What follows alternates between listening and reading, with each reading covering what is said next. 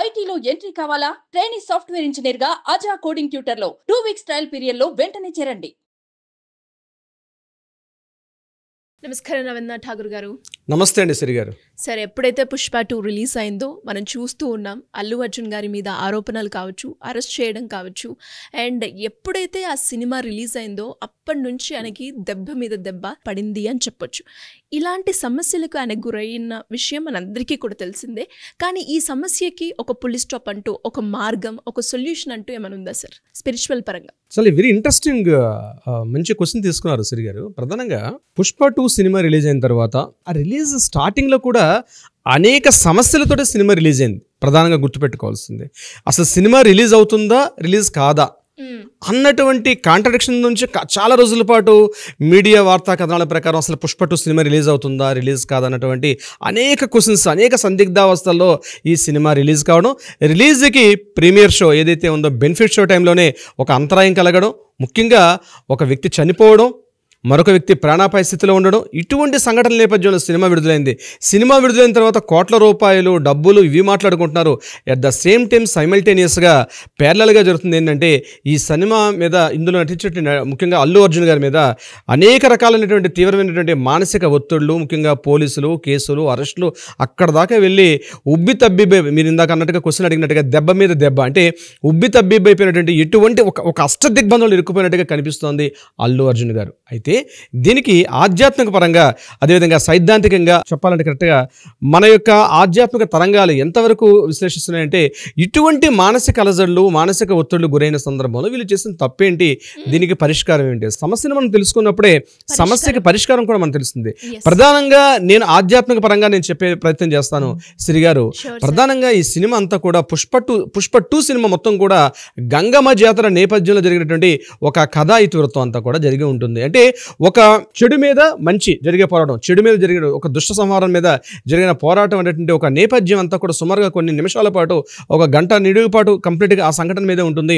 ఆ గంగమ్మ జాతర నేపథ్యానికి సంబంధించి ఉంటుంది. సో చాలా మందికి తెలియని విషయం ఏంటంటే ప్రతి ఒక్క వ్యక్తికి కూడా తమ కులదేవత ఉంటుంది, గ్రామ దేవత ఉంటుంది, తమ యొక్క ఆరాధ్య దేవత ఉంటుంది. 3 రకాల దేవతలు ఉంటారండి. ప్రతి వ్యక్తి పుట్టుకతో కూడా ప్రతి వ్యక్తి పుడతారు. తమ యొక్క గ్రామ దేవత ఉంటాడు, అదేవిధంగా తమ యొక్క కులదేవత ఉంటారు. ఎవరు ఎన్ని రకాల సంస్కారాలు, వైష్ణవ, శాక్తేయమా, లేకపోతే ఏ సాంప్రదాయ పరులైనా సరే వాళ్ళకంటూ ఒక కులదేవత ఉంటుంది. మీరు కొత్త ఆచార వ్యవహారాలు ఏమి తగిలించుకోవాల్సిన అవసరం లేదు. మీ సమస్యలకు పరిష్కారం మీ కులదేవతల దగ్గరే ఉంటుంది, సమస్యకు పరిష్కారం. అందుకే పూర్వకాలంలో ఏ సమస్య వచ్చినా మన అమ్మమ్మలు, మన తాతయ్యలు ఏం చెప్పేవారు, అరే గ్రామ దేవత చివరికి వెళ్ళు, పొలిమేరలో ఉన్నటువంటి పొలిమేర దేవత ఉంది. తెలంగాణ ప్రాంతంలో అయితే కట్టమైసమ్మలు అంటారు, ఎల్లమ్మ అంటారు, పోచమ్మ అంటారు, రకరకాల పేర్లు ఉంటాయి. ఆంధ్రలో పెద్దమ్మ అంటారు, ఇంకొక రకాల పేర్లతో పిలుస్తారు. అలాగే రాయలసీమ ప్రాంతాల్లో కూడా అమ్మ తల్లి అంటారు, జాతరలు చేస్తారు, అమ్మోర్లు అంటారు, ఈ రకం చేస్తారు. అంటే ప్రాంతం ఏదైనా సరే గ్రామ పొలిమేరల్లో గ్రామ దేవతలు ఉంటారు. గ్రామ దేవత నేపథ్యంలో జరుగుతున్న సంఘటనలకు సంబంధించి ఏదైతే ఇతివృత్త నేపథ్యంలో జరిగిన ఈ సినిమాకి సంబంధించి ఇతివృత్తం ఏం జరిగిందో ప్రధానంగా గంగమ్మ జాతర నేపథ్యంలో జరిగింది. గంగమ్మ ఇతివృత్తం ఏంటి అంటే రాయలసీమ ప్రాంతంలో ప్రధానంగా ఆ ప్రాంతంలో ముఖ్యంగా ఈ చిత్తూరు జిల్లా దగ్గర అవినాల ప్రాంతంలో ఉన్నటువంటి సంఘటన, కొన్ని వేల సంవత్సరాలు జరిగిన సంఘటన మీద ఇతివృత్తంగా తీసుకొని చేశారు. తీసుకోవడం తప్పులేదు, సినిమా రావాలి, ఇటువంటి కథా ఇతివృత్తాల మీద సంఘటనలు జరగాలి. కానీ ఇటువంటివి జరిగేటప్పుడు యూనిట్ సభ్యులు అందరూ కూడా కలిసి వెళ్ళి ఆ గ్రామ పొలిమేర దేవతకి అక్కడ ఉన్నటువంటి సంప్రదాయ ప్రకారం ఏం సమర్పించాలో అవి సమర్పించుకొని శాంతింప చేసుకొని ఇటువంటి సినిమాలు తీసుకున్నట్లయితే ప్రజారంజకంగా సినిమాలు కూడా బాగా హిట్ అవుతాయి. ఆ వచ్చే ఆర్థిక లాభాలు కానీ సమస్యలు, ఇప్పుడు మనం ఒక రోడ్డు మీద వెళ్తున్నాం, రోడ్డు మీద ఏమైనా సమస్య ఉండేటప్పుడు మనం తప్పించుకొని తొలగుకుంటూ పోతాం, కానీ మనం దడుకుంటూ వెళ్ళాం. అందుకే ప్రతి పొలిమేర దేవతలు ఉంటారు ప్రతి చోట కూడా. ఆ గ్రామ దేవతల్ని, ఆ పొలిమేర దేవతల్ని, ఆ కుల దేవతల్ని, వాళ్ళని మనం గౌరవించుకోవాల్సిన బాధ్యత కూడా ఉంది. ఇన్ని వేల కోట్ల రూపాయలు టర్న్ ఓవర్ జరుగుతున్న ఒక సినిమా ఇతివృత్తం మీద తీసుకునేటప్పుడు గంగమ్మ ఈ సినిమా షూటింగ్ అయిన తర్వాత ఇమీడియట్గా చెప్పేవాళ్ళు లేరండి సిరి గారు. ఈ గ్రామ దేవతల దగ్గరికి వెళ్ళి అక్కడ ఉన్నటువంటి సంప్రదాయాల ప్రకారం ఆ రాయలసీమ ప్రాంతంలో పెద్దవాళ్ళు ఉంటారు, ఆ పెద్దవాళ్ళ దగ్గరికి వెళ్ళి వేడుకొని ఇటువంటి ఇతివృత్తం మీద తీస్తున్నాం కాబట్టి దీని మీద ఏమైనా చేయాలంటే మేము ఏమైనా ఆ గుడికి కానీ, ఆ దేవాలయానికి కానీ, ఆ పొలిమేర దేవతలకు కానీ, ఆ దేవతకు కానీ మా తరపున ఏమైనా చేయాలనుకుంటే అవన్నీ చేసి అక్కడ శాంతింప చేసుకుంటే ముఖ్యంగా ఇటువంటి జరిగే సంఘటనలు చాలా తగ్గుతాయి. ప్రధానంగా ఈ సినిమా షూటింగ్కి బిఫోర్, అంటే సినిమా రిలీజ్కి బిఫోర్ డే నాడే ఒక అనుకోని ఒక ప్రమాదంలో ఒక వ్యక్తి యొక్క ప్రాణం కూడా పోవడం కూడా జరిగింది. మరొక వ్యక్తి ప్రాణాపాయ స్థితిలో ఇప్పటికే కొట్టుమిట్టాడుతున్నారు. ఇన్ని అనర్థాల కారణం ఏంటంటే నాకు తెలిసినటువంటి ఆధ్యాత్మిక తరంగాల ప్రకారం నేను చెప్పేది సైద్ధాంతికంగా చెప్పంటే ఆ గ్రామదేవత ఎవరైతే ఉన్నారో ఆ గంగమ్మ దగ్గరికి యూనిట్ సభ్యులు మొత్తంతో కూడా వెళ్ళి సతీ సమేతంగా యూనిట్ సభ్యులందరూ కూడా వెళ్ళి ఆ రాయలసీమ ప్రాంతంలో ఉన్నటువంటి పెద్దల్ని సంప్రదించి ఆ విధి విధానాలను తెలుసుకొని ఆ విధి విధానాల ప్రకారం అక్కడ చేయాల్సిన కార్యక్రమాలు కానీ క్రతువులు కానీ తంతులు కానీ ఏవైతే ఉంటాయో పెద్దలు ఉంటారు సుమారు 70 ఏళ్ళు 80 ఏళ్ళు పైబడి వృద్ధులు ఉంటారు. వాళ్ళ దగ్గరికి వెళ్ళి సేవించి ఇక్కడ ఏం చేస్తే బాగుంటుంది, ఆ గ్రామతకు మేము ఏమి సమర్పించగలుగుతాం అని చెప్పి ఆ సంప్రదాయాల రీత్యా ఆ ఆచారాల రీత్యా ఆ వ్యవహారాల రీత్యా ఏమేమి సంప్రదించాలి. అల్లు అర్జున్ గారికి ఇప్పటికీ నేను చెప్తున్నాను ఈ వీడియో ద్వారా, మీరందరూ వెళ్ళండి, కుటుంబ సమేతంగా సతీ సమేతంగా వెళ్ళండి. అదేవిధంగా ఏ జీవి అయితే ఇక్కడ ఇబ్బందులు పడ్డారో వాళ్ళ తరపున కూడా గ్రాటిట్యూడ్ చూపించండి. మరణించారు, అనుకోని ప్రమాదంలో జరిగిన తప్పుది, ఆ తప్పుకి క్షమాపణ వేడుకోండి. క్షమాపణ వేడుకుని ఆ తల్లి దగ్గరికి వెళ్ళి మోకరిల్లి ఏం చెయ్యాలో ఒక దీక్షగా మీరు కానీ చేయగలిగితే గంగమ్మ తల్లి చాలా శాంత స్వభావరాలు. ఎప్పుడో తాతాచారుల వారి సమయంలో అంటే శ్రీకృష్ణదేవరాయల తరంలో ఒక 400 సంవత్సరాల క్రితమే నరబలలో విధి విధానం ఉండేవి కొన్ని వందలేళ్ల క్రితం. కానీ అవి ఈరోజు తొలగించబడ్డాయి అక్కడ. కానీ ఏదైతే మన పెద్దలు ఆచార వ్యవహారాలు పెట్టారో ఆ గంగమ్మ జాతర జరిగే ప్రదేశానికి వెళ్ళి శాంతులు చేసుకోగలిగితే డెఫినెట్గా ఈ యూనిట్ సభ్యులందరూ కూడా సతీ సమేతంగా అందరూ కూడా ఎంటైర్ యూనిట్ సభ్యులు మొత్తం కూడా వెళ్ళి చేసుకోగలిగితే ఒక రెమెడీ దొరికే అవకాశం ఉంటుంది. తప్పనిసరిగా ఒక రిజల్ట్ కూడా దొరికే అవకాశం ఉంటుంది. పూర్వకాలం తెలిసి తెలియక ఎన్నో తప్పులు జరుగుతుండేవి, కానీ మన పెద్దలు చెప్పేవారు. మన పూర్వీకులు ఉండేవారు, ఇంట్లో అమ్మమ్మలు తాతయ్యలు నాన్నమ్మలు ఉండేవారు. ఒరే బాబు ఇట్లా కాదు, కొత్తగా పెళ్ళైనటువంటి వధువులు ఉండేవారు. పెళ్లి కాగానే ఆ గ్రామదేవ దగ్గరికి వెళ్ళి పొలిమేరల దగ్గరికి వెళ్ళి ఆ అబ్బాయి అమ్మాయి ఇద్దరు వెళ్ళి చేయాల్సిన పద్ధతులు ఆ సంప్రదాయాలు చూసుకుంటూ వచ్చేవారు. ఇంట్లో శుభకార్యం జరిగినా అశుభకార్యం జరిగినా ఏం జరిగినా ఆ దంపతులు వెళ్ళడం, ఆ ఇంటి యజమాని కలిసి వెళ్ళి అక్కడ ఏమేం చేయాల్సిన పద్ధతులు ఆచారాలు వ్యవహారాలు పాటించుకొని ఆ ఇల్లు బాగుండేది, ఆ వాడ బాగుండేది, ఆ వీధి బాగుండేది, ఆ ఊరు కూడా ఇప్పటికీ ఉండేది. మనం చేసేటువంటి పండుగలు బోనాలు చేసిన ఇక్కడ తెలంగాణ ప్రాంతంలో బోనాలు సమర్పిస్తారు, బతుకమ్మలు ఆడతారు. వీటన్నిటి వెంబడి కూడా గుడ్రాలు ఉంటాయి. ఈ బతుకమ్మలు ఆడుకోవడం వెంబడి కానీ అదేవిధంగా ఆ రోజు నిజాం లాంటి ఒక నిరంకుశ పాలకుడిని సంవరించడం కోసం ప్రతి గ్రామాన కూడా ఏదైతే బతుకమ్మలు ఆడడం జరిగిందో, ఏదైతే అమ్మవారికి బోనాలు సమర్పించుకున్నారో అంత పెద్ద రాక్షసుడు కూడా ఈ వైబ్రేషన్స్ ఇవన్నీ ఒక పాజిటివ్ ఎనర్జీస్ అండి శ్రీగారు. ఇవన్నీ కూడా ఈ యొక్క పద్ధతులు ఆషాఢ మాసంలో చేస్తారు. మన పండుగలో బోనాలు ఎత్తుతారు.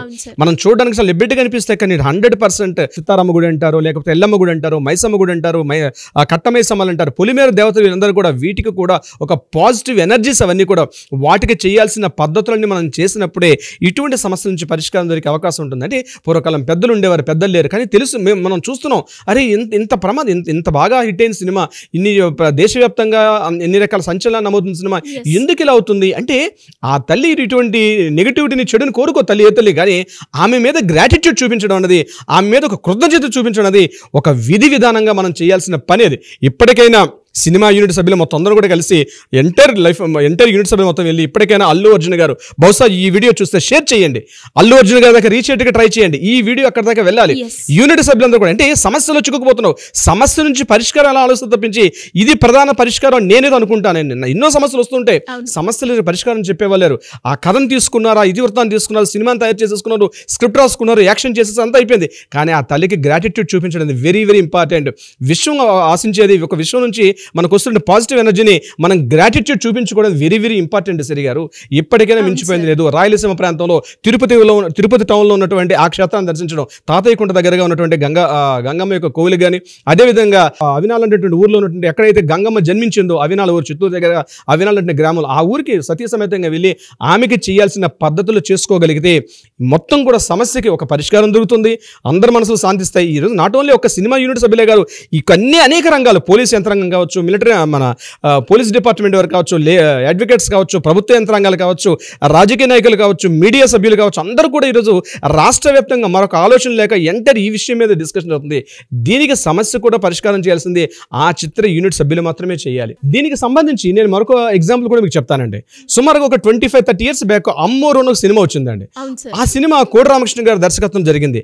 ఆ సమయం సినిమా ఇప్పుడు జనాలకు చాలా మంది తెలియకపోవచ్చు. ఆ సినిమా గురించి పెద్దవాళ్ళు చెప్తారు. ఆ సినిమా రిలీజ్ అయినప్పుడు ప్రతి థియేటర్లో కూడా అమ్మవారి యొక్క స్వరూపాన్ని పెట్టి అక్కడ అమ్మవారి యొక్క దక్షిణలన్నీ తీసుకుండేవారు. ఒక హుండీ వేసి ఆ హుండీలో వేసిన డబ్బులన్నీ వేసుకుని తీసుకెళ్ళి మళ్ళీ ఆయా గ్రామ దేవతలకి, ఆ ఊరి పొలిమేరలో ఉండే గ్రామ దేవతలకి ఆ హుండీలో ఉన్నటువంటి ఆ అమౌంట్ అంతా కూడా పెట్టి కొంత శాంతింప చేయడాలు, అదేవిధంగా శాంతి భోజనాలు, ముఖ్యంగా చూడండి అన్నశాంతులు చేస్తారు. ముఖ్యంగా ఒక తంతవంగానే ఇమీడియట్గా అక్కడ కొన్ని వేల మంది పంక్తి భోజనాలు చేస్తారు. దీని అంతటి కూడా శాంతి చేయాల్సిన అవసరం కూడా ఉంది. ప్రతి థియేటర్లో కూడా షో స్టార్ట్ అయ్యే ముందు మంగళహారతులు ఇచ్చేవారు. అమ్మవారిని పూజించేవారు, పూజించి మంగళహారతులు దూపదీప నైవేద్యాలు పెట్టి సినిమా షో స్టార్ట్ చేసేవారు.